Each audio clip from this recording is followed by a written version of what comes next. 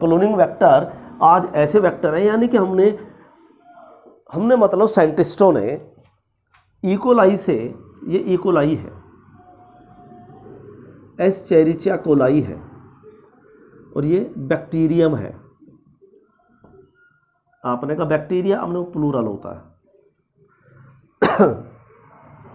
इससे हमने, ये तो इसका कौन हो गया, nuclear DNA, chromosomal DNA.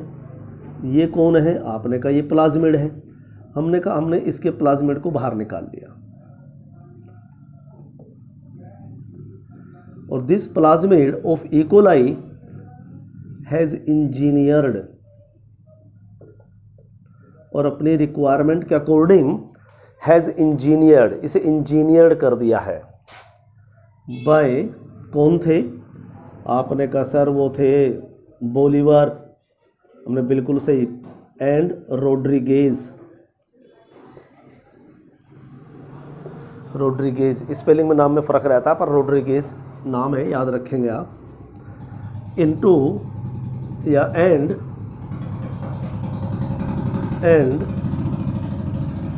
Developed PBR 322 इन साइंटिस्टों के द्वारा किया हुआ एक नंबर, एक यूनिक नंबर है अपने प्रोडक्ट को आइडेंटिफाई करने के लिए। तो P फॉर प्लाज्मिड है, B और R मतलब बोलीवर एंड रोड्रिगेज है, और ये 322 तो नंबर है, और ऐसे बहुत सारे नंबर वाले क्लोनिंग वेक्टर हैं। Developed PBR 322 cloning vector. तो पहले इस क्लोनिंग वेक्टर का नाम हमें याद करना है, फिर हम पढ़ेंगे कि इसके अंदर क्या क्या फीचर्स हैं, क्या क्या चीज़ें हैं इसके अंदर। पहले बनाना सीख लेते हैं, ठीक है। तो आप पहले इसको 2 लाइनों को लिख लीजिए, आप इनको भी लिख लीजिए। बेशक आपने सब लिखा हुआ है, पर बिल्कुल हूबहू इसी तरीके से लिख लीजिए।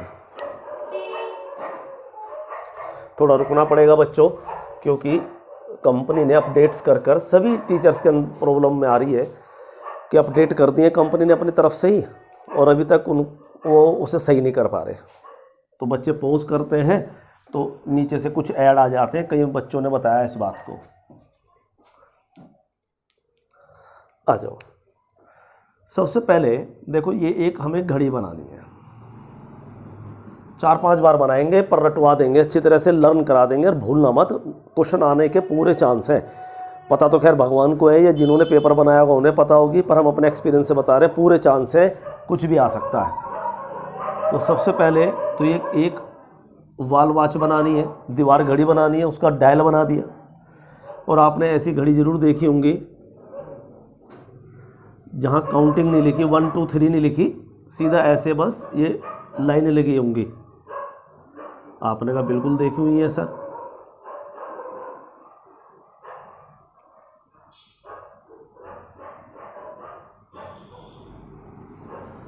और हमने कहीं तो ऐसी होती है बस ऐसे लिखे होते हैं, हम अपने आप समझ जाते हैं 10 का डंडा, 11वें का डंडा, कहीं पर ऐसे भी लिखे रहते हैं। पर हम ये कह रहे हैं बहुत घरों में ऐसी भी घड़ी होती है, और आप टाइम पहचान लेते हैं। छोटी घड़ी अगर यहाँ पर है, छोटी सुई सॉरी, और बड़ी यहाँ पर है, तो आप समझ गए 12:15। तो हमने कहा पहचान लोगे, आपने कहा हमने तो ऐसी भी घड़ी देखी है भाई जिसमें सिर्फ 9, 3, 6 और 12। आपने कहा बिल्कुल देखी हमारे घर में। हमने, शायद आप यकीन मानेंगे कि नहीं मानेंगे तो भगवान जाने, हमने ऐसी भी घड़ी देखी है, बस सुइयों का खेल है। और हमने कहा पहचानने वाले सब पहचान जाते हैं टाइम क्या हो रहा है, क्या आप पहचान नहीं रहे? इसमें 9:15 है, 9:20 है, आपने बिल्कुल पहचान रहे। तो हमने कहा सबसे पहले तो हमें घड़ी का डायल बनाना है, सबसे पहले हमें ऐसे घड़ी का डायल बनाना है, ठीक। ये और ये 12, 3, 6 और 9, ये तो बजा ही देना। बहुत ज़्यादा मॉडर्न घड़ी भी नहीं बनानी कि भाई एक भी काउंटिंग नहीं दिखा रखी, पर है ऐसी, आप यकीन मान गए होंगे सर कि आप सही कह रहे हैं पर इतना तो दिखाई देना। आपने कहा आप हमें घड़ी सिखा रहे हैं कि क्लोनिंग वेक्टर PBR 322 सिखा रहे हैं, हमने रुको तो सही। तो सबसे पहले घड़ी का डायल बनाना, ये 12 वाला डंडा है, तो आप जानते हो उससे 1 घंटा पहले 11 बजते हैं और 1 घंटा बाद 1 बजता है, तो हमें 12 नहीं बजाने, हमें 11 और 1 बजाना है। ठीक, हमें 3 भी नहीं बजाने, 3 से आगे 4 बजते हैं, 4 बजाने, तो 4 पे डंडा खींच दिया। फिर 5 बजाने, भाई 4 बज गए तो 5 ही बज गए, 6 पहले बजे पड़े हैं, 7 ही बजाने, 8 ही बजाने और 9 पहले ही बजे पड़े हैं। तो अब तक आपने क्या सीखा? आपने कहा अब तक हमने ये सीखा कि पहले एक डायल बनाएंगे, उसमें 12, 3, 9 और 12, 3, 6 और 9 बजाएंगे। हमने ठीक है कि फिर आपने हमें बताया कि हमें 12 नहीं बजाने, 11 और 1 बजाना है। हमने ठीक यही बताया कि सर आपने कहा 3 नहीं बजाना, हाथों हाथ मिटा देना जो नहीं बजाना, 2 बजाने हैं, यानी 2 मिटाने हैं, 2 नहीं मिटाने, कि 4 बजाने हैं सर, फिर 5 बजाने, आपने कहा 6 पहले ही बजे हुए हैं, फिर 7 बजाने, 8 बजाने, 9 पहले ही बजे हुए हैं। हमने बस इतना सा याद करा दिया। अब ये आपसे याद हुआ कि नहीं हुआ, आपने कहीं कोई चीज़ ज़्यादा तो नहीं बजा दिया, कोई घटा तो नहीं दिया, तो ऊपर से काउंटिंग डाल लेते, बाद में मिटा देंगे हम इसे। 2, 3, 4, 5, 6, 7। अगर 8 सेगमेंट आपने बनाए हैं, 8 सेगमेंट्स आपने बनाए हैं, तो आपने सही सर जी का कोड वर्ड याद कर लिया है। और आप बुक में देखना ज़रूर, जो साइज़ इतने पोर्शन का है बुक में उतना यहाँ है। अगर ये पोर्शन बड़ा है तो बुक में देखना बड़ा है, ये थोड़ा छोटा है तो ये छोटा है, ये छोटे हैं तो ये छोटे हैं। बड़ी स्टाइल से कोड वर्ड बनाया आपके सर जी ने, बड़ी मेहनत करके। तो सबसे पहले हम काउंटिंग डाल लेंगे, 3, 4, 5, 6, 7, 8। अगर मान लीजिए आप इसे मिटाना भूल जाते तो यहाँ क्या हो जाता, 9 सेगमेंट हो जाते। 9 सेगमेंट होते ही हमारा यानी कि हमसे गलती हो चुकी है, न 7 और न 8, ये सेगमेंट 8 बनेंगे। ठीक है, अपने आप में आ जाते हैं वापस। अब ये जो आमने सामने है, ये जो आपको दिखाई दे रहा है, ये जो आपको आमने सामने पोर्शन दिखाई दे रहा है, एक्चुअली में क्या है? ये घड़ी तो हम कह रहे हैं वैसे ही कि भाई घड़ी का डायल है, क्या ये प्लाज्मिड नहीं है? तो दिस इज द प्लाज्मिड, ये प्लाज्मिड है, this is the plasmid. Plasmid को बोलीवर ने और रोड्रिगेज ने कुछ मॉडिफाई किया, उसमें कुछ चीज़ जोड़ी और कुछ चीज़ हटाई भी होंगी। तो जो जोड़ी हम तो वो याद करनी है। जैसे लास्ट क्लास में मम्मी जी ने दाल बनाई थी मामा जी के लिए, पर इतनी अच्छी स्वाद नहीं बनी, बीमार व्यक्ति के लिए बनाई थी, तो हमें और आपको मज़ा नहीं आया था और हमने और आपने दोबारा छौंक लगा दिया था।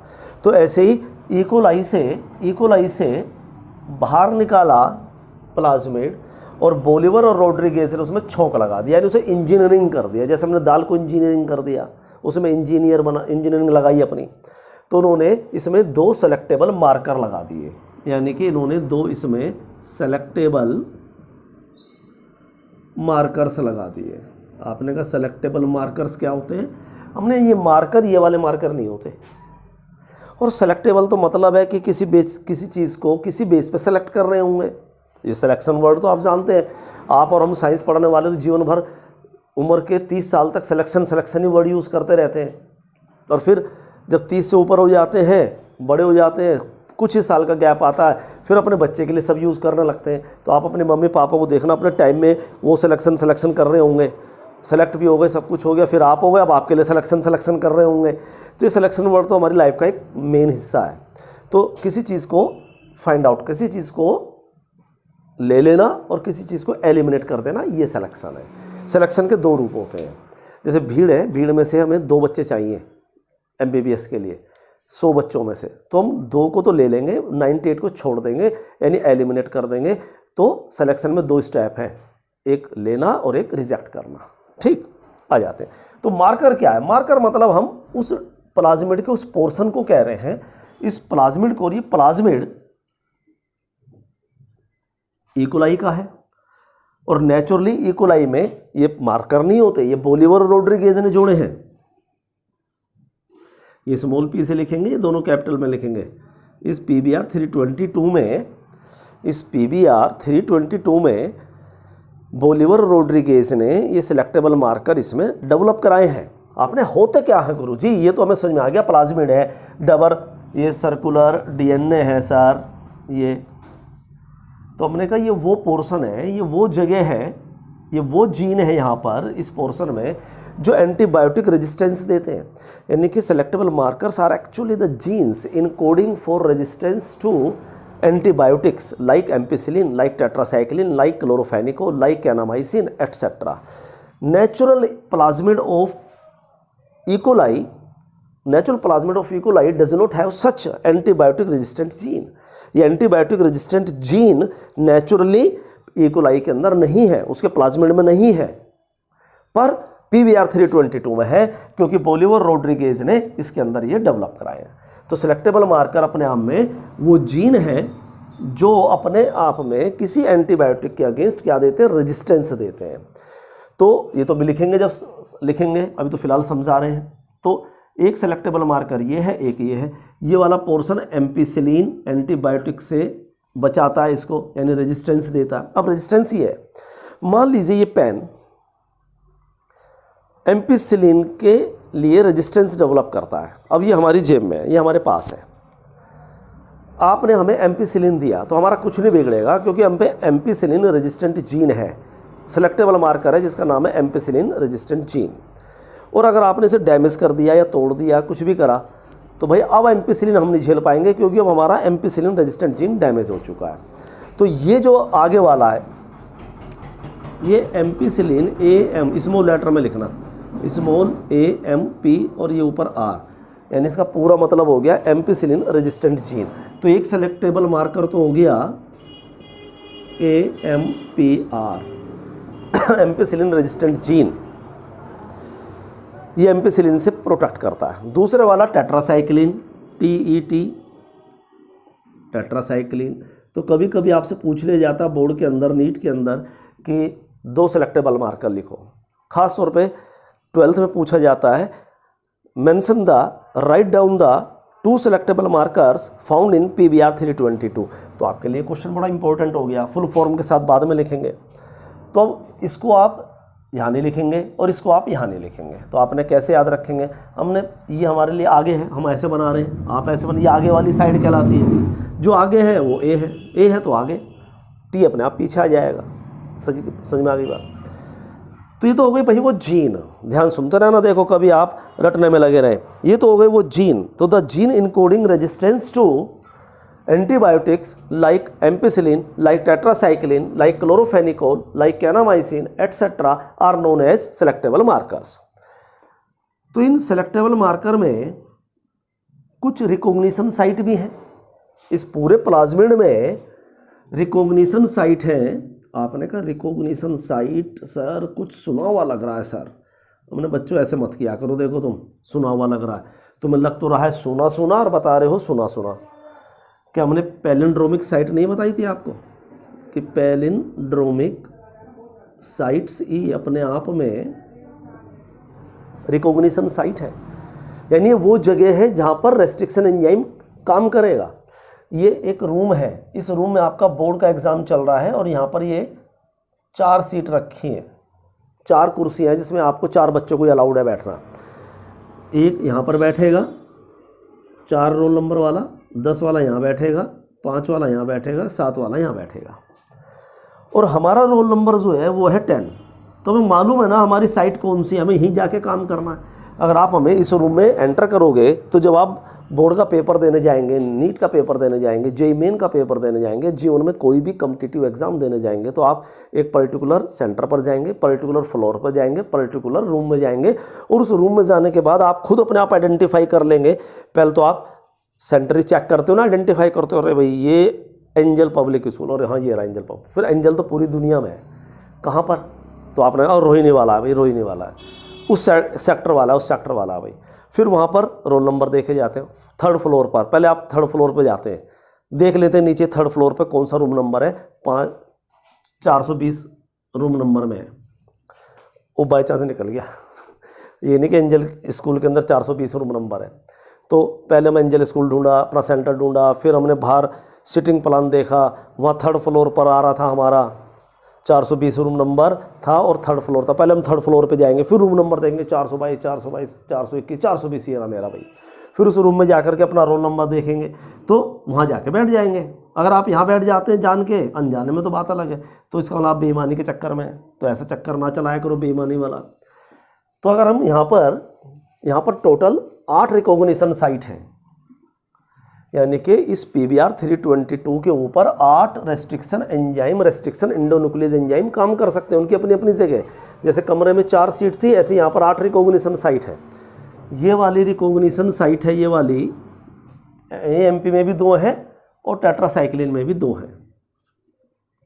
यहाँ पर 2 किसकी है, एक तो PVU फर्स्ट, एक तो ये रेस्ट्रिक्शन एंजाइम है PVU फर्स्ट, वो यहीं कट कर सकता है और कहीं नहीं कर सकता, क्योंकि इस रूम में आप यहीं बैठ सकते हैं तो यहीं बैठ सकते हैं, ये आपकी रिकॉग्निशन साइट है। हम PVU फर्स्ट कह के एरो लगा के PVU फर्स्ट लिख रहे हैं, तो हम ये नहीं कह रहे कि भाई ये PVU फर्स्ट रेस्ट्रिक्शन एंजाइम है, नहीं, ये उसकी साइट रिप्रेजेंट कर रहा है। अगर हम रूम बना करके ऐसे कह रहे हैं यहाँ 10 रोल नंबर, तो हम ये नहीं कह रहे हैं 10 ये डेस्क जो है, ये जो चेयर है, ये 10 रोल नंबर वाली है, नहीं, हम एरो लगा के बता रहे हैं कि ये यहाँ लिख करके बताना चाह रहे हैं कि यहाँ पर 10 रोल नंबर वाला बैठेगा, ये उसकी रिकॉग्निशन साइट है। तो ये रिकॉग्निशन साइट है इसके लिए। बात समझ में आ गई? कभी आप ये सोचे कि जो आप यहाँ ये लिख रहे हैं रेस्ट्रिक्शन एंडोन्यूक्लियस एंजाइम वो ये है, नहीं, these are only the recognition site. तो पहले 8 सेगमेंट बनाए, 8 सेगमेंट में आमने और सामने जो बड़े बड़े पोर्शन है कंपैरेटिवली, उन्हें सेलेक्टेबल मार्कर बनाया, यानी सेलेक्टेबल मार्कर 8 और 2 पे है, 8 और 2 पे सेलेक्टेबल मार्कर है, ठीक है। ये काउंटिंग बाद में मिटानी है हमें। पहले आगे वाला एम्पिसिलिन रेजिस्टेंट सेलेक्टेबल मार्कर है, बाद वाला टेट्रासाइक्लिन सेलेक्टेबल मार्कर है। और selectable markers are actually the genes encoding resistance to antibiotic. ये और ये भाई यहाँ 2 के लिए ही है, सबके लिए नहीं है। तो दोनों सेलेक्टेबल मार्कर पर 2-2 रिकॉग्निशन साइट है। आगे वाले की पहले याद करनी है, तो इसमें PVU first PST first, PVU first PST first, तो 2 रिकॉग्निशन साइट इस पे है। इस पे भी 2 रिकॉग्निशन साइट है, एक BAM फर्स्ट याद करना पड़ेगा, और एक साल फर्स्ट, BAM फर्स्ट एंड साल फर्स्ट। तो सबसे पहले हमने एक डायल बनाया घड़ी का, एक्चुअली में प्लाज्मिड है, ई कोलाई का है, बोलीवर और रोड्रिगेज ने मॉडिफाई किया है, इसे एक यूनिक नंबर दिया है। पहले हमने घड़ी बनाई, सिर्फ मेन काउंटिंग लिख दी। हमें 12 नहीं बजाने, 1 घंटा उससे पहले और 1 घंटा उसके बाद 11 और 1 बजाना है। हमें 3 भी नहीं बजाने, 4 बजाने हैं, पहले मिटा देना फिर बजाना, फिर 5 बजाने, 6 बजाने, 7 को बजाने, 8 बजाने, 9 पहले बजे पड़े हैं। अब काउंटिंग डाल लेते हैं। अगर 8 सेगमेंट हमारे सही बनते हैं तो हम सही चल रहे हैं, वरना गलत कर रहे हैं। 8 और 2 पे सेलेक्टेबल मार्कर्स हैं, ये 2 सेलेक्टेबल मार्कर्स हैं, ये हो गए भाई। दोनों सेलेक्टेबल मार्कर्स पर 2-2 रिकॉग्निशन साइट है। वैसे टोटल ओवरऑल 8 है। आगे वाला सेलेक्टेबल मार्कर है AMPR, बाद वाला है TTR।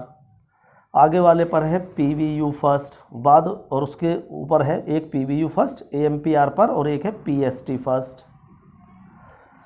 टेट्रासाइक्लिन रेजिस्टेंट जीन पर भी 2 रिकॉग्निशन साइट है, एक है BAMH फर्स्ट, BAMH फर्स्ट, और एक है SAL साल फर्स्ट।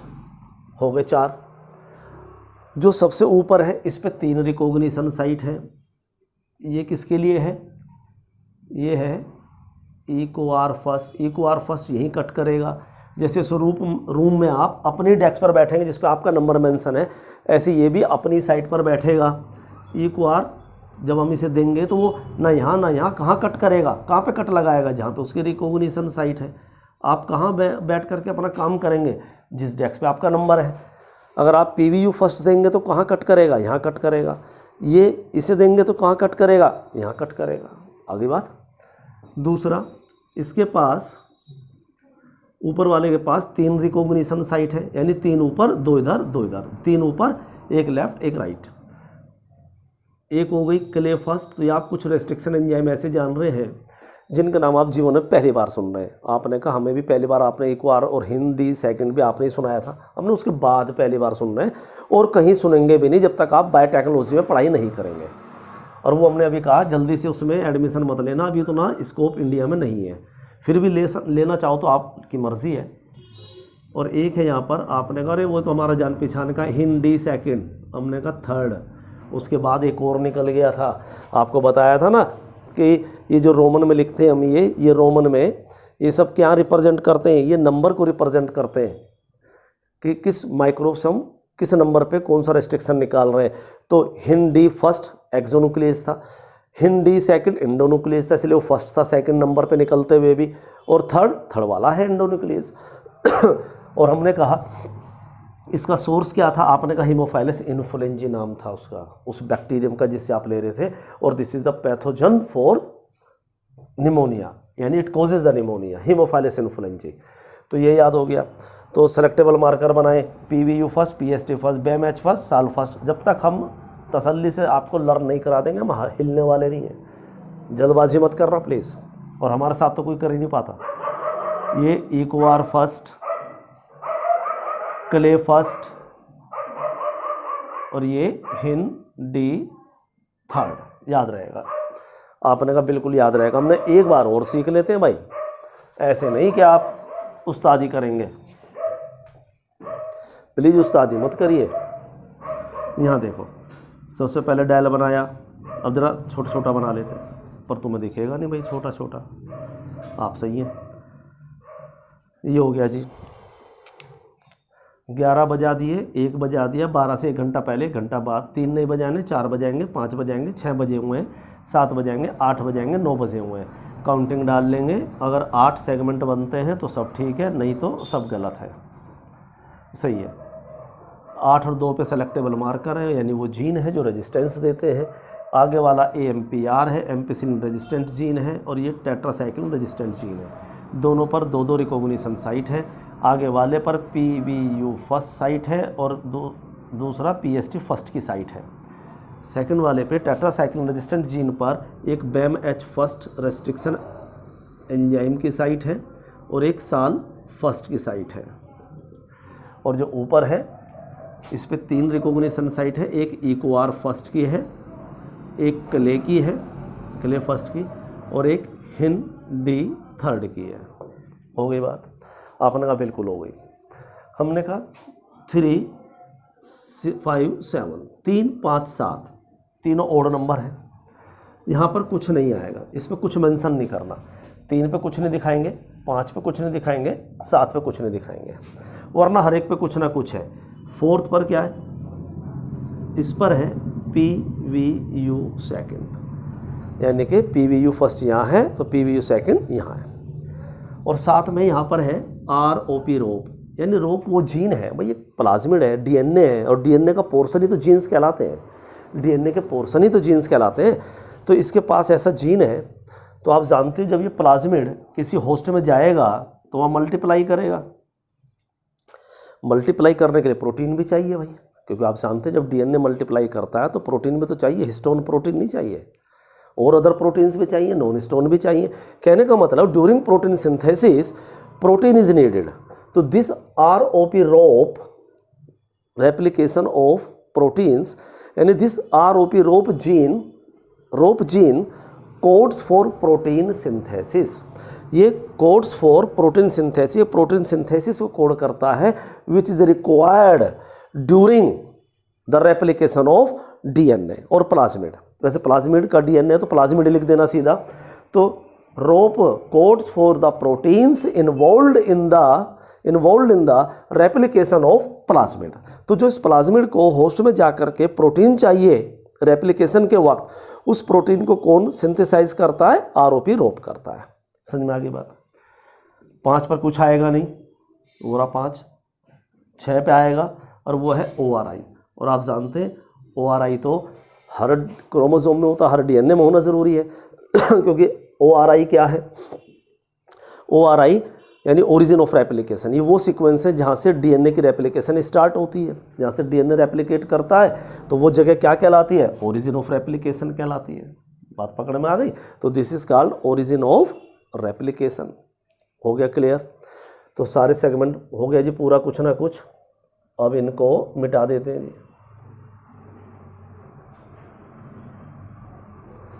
तो ये हमारा क्या बन गया? तो 4th पर, 3rd पे कुछ नहीं है, 4th पर क्या है? PVU सेकंड है और रोप है।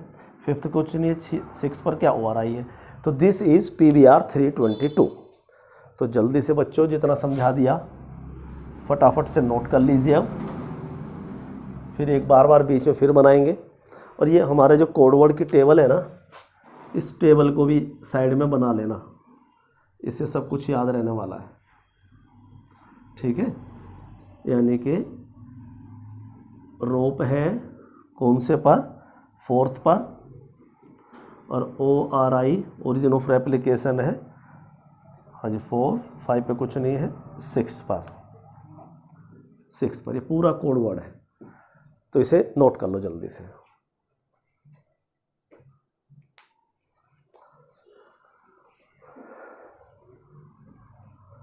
आ जाओ बच्चों ज़रा, अब थोड़ा सा ही लिख दें।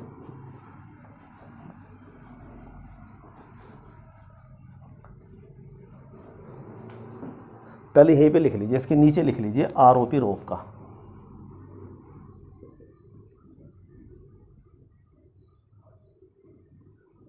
The gene codes for the proteins involved